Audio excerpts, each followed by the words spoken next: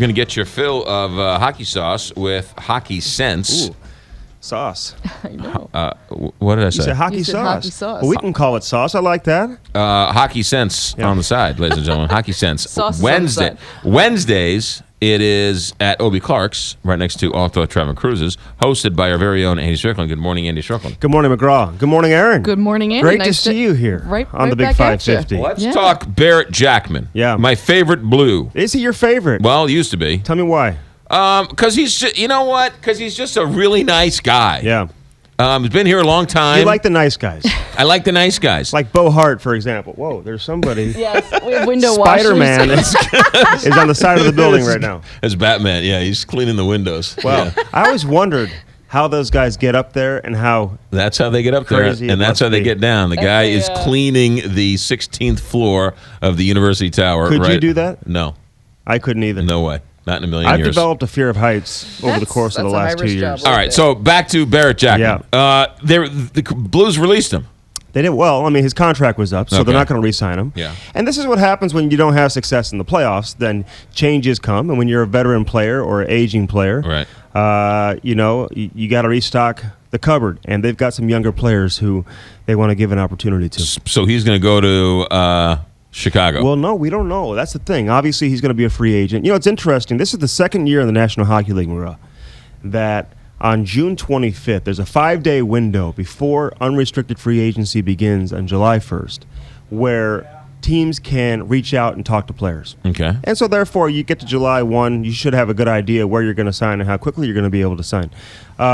There's a lot of rumors out there about Chicago. Now, it comes down to where Barrett Jackman thinks he truly is as an NHL player. If he thinks, hey, he's going to go out there and command a similar salary, if he thinks he's going to go out there and get a 3-4 year contract, he won't be going to Chicago. They've got serious salary cap issues. Right.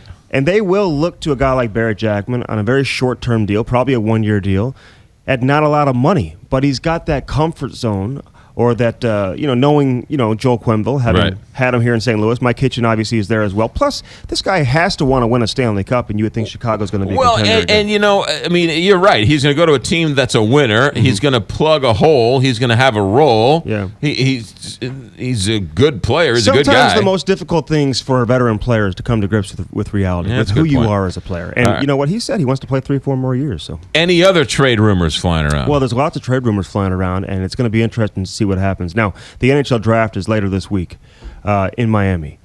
And this is typically where you see a lot of movement around the National Hockey League. And you see a lot of teams right now being rumored to move some guys. But Doug Armstrong has been up front with suggesting that we're going to see changes on the roster. You're going to see a lot of younger players kind of take over, move Right. up the lineup, and you're going to see some veteran players moved out. How many of those guys remains to be seen, but I think this is going to be a very interesting week for Blues fans. we keep hearing rumors about TJ Oshie. Yeah.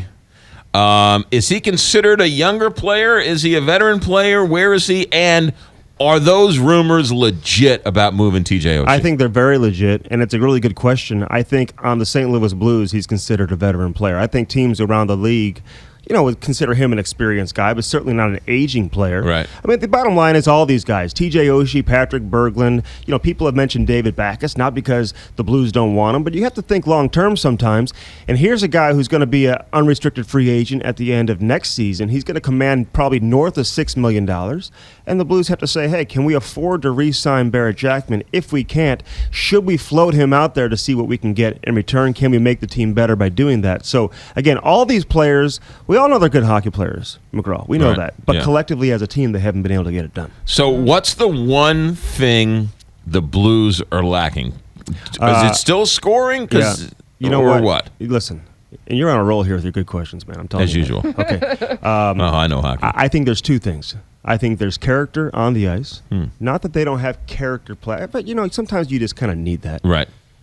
We talked about that before with Tampa Bay. You and need Chicago. a Messier or somebody who can just sort of be Yeah. that team leader, that sort of Yeah. I think in-your-face guy. I'm with you. I think character on the ice, and I think chemistry off the ice. You have to have that chemistry off the ice inside the locker room, something the Blues have prided themselves on for years, and I think that was lacking last season. All right, anything with Doug Armstrong we should pay attention to? Well, I mean, obviously he's been named the general manager of Team Canada for the upcoming World Cup of Hockey, which is going to be in 2016. It's pretty much going to be a mini Olympics in a non-Olympic year. Right. Going to be held in Toronto. This is going to be incredible for hockey fans to pay attention to. So, congratulations to Doug Armstrong, and then Vladimir Sobotka, a player who a lot of Blues fans are certainly very familiar with. A big favorite, during his time here in St. Louis. Surprised a lot of people last year when he decided to leave and go play last year in the KHL in Russia, where he made north of $4 million. So the rubles were Yeah. not worth anything. the though. ruble. So now all of a sudden, this conversation is now being steered back to the Blues. He had a window in his contract in the month of May that he could opt out of his Russian deal, okay, and return to the National Hockey League. Now, we're obviously beyond May. His agent has told me over the course of the last several days that he can still get out of that deal. Conversations are now back between the agent and Doug Armstrong. It's going to be interesting to see where this goes. So you think there's a chance Sobotka might be back? I think there is a chance. Oh, Not going to say it's going to happen. yeah. But, you focus on him making $4 million.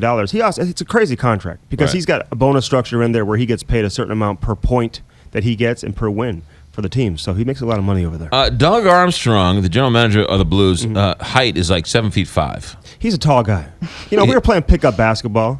Okay, I would want him on my team for sure. Yeah. just to be able. Did he play hockey? Did he You ever need play that? hockey I don't listen. His dad was a Hall of Fame linesman. Okay.